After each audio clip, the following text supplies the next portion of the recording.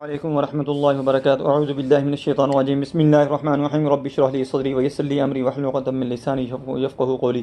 دوستو، ایک بہت ہی مضی مرض ہے جو جوانوں کو، مردوں کو ہوتا ہے کہ رات کو کپڑے خراب ہو جانا، رات کو احتلام ہو جانا۔ اکثر لوگوں کو اتنا زیادہ شدید ہوتا ہے کہ 10 15 دن ان کو یہی سلسلہ چلتا رہتا ہے، جس کی وجہ سے وہ سوکھ کر، کمزور ہو کر لکڑی بن جاتے ہیں۔ ان کا جو مسلز ہوتے ہیں، ان کا جو ماس ہوتا ہے، ان کا جسم جو ہوتا ہے وہ بالکل وہ کھر سا جاتا ہے، وہ بالکل ختم ہو جاتا ہے، جیسے ان میں نقاہت ہو، جیسے بہت ہی شدید قسم کی بیماری لگ جائے۔ ایسے ہوتا ہے کہ اس کی سیکس کی جو مردان کی قوت کی طاقت ہوتی ہے وہ بھی ختم ہو جاتی ہے۔ اس کے لیے میں بہت ہی آپ کو آسان قسم کا عمل بتاؤں گا۔ یہ آپ نے کرنا ہے کہ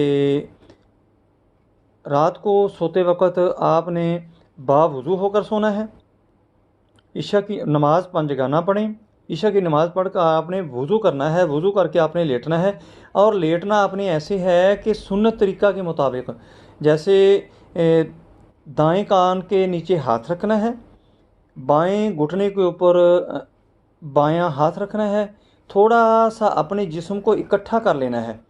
اس طرح آپ نے لیٹنا ہے کہ دائیں کروٹ لیٹنا ہے۔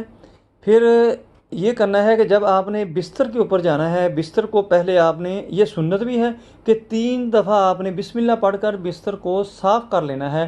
کوئی کپڑا مار لیں یا ہاتھ مار کے اس کو صاف کر لیں، پھر اس کے اوپر لیٹ جائیں۔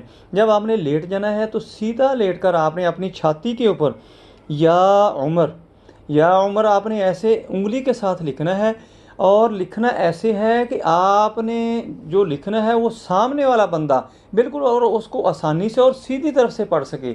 یعنی آپ جس طرف سے لکھ رہے ہیں دوسرے دیکھنے والے کو وہ سیدھی طرف سے نظر آئے۔ میں اس کے اوپر بھی یا عمر لکھ دوں گا، وہ آپ نے ویسے ہی انگلی کے ساتھ لکھنا ہے۔ دوستو، میری ویڈیو پسند آئے اس کو لائک کریں، دوستوں رشتہ داروں میں شیئر کریں، بیل آئیکن کو پریس کریں، میرے چینل کو سبسکرائب کریں، اپنا خیال رکھیں۔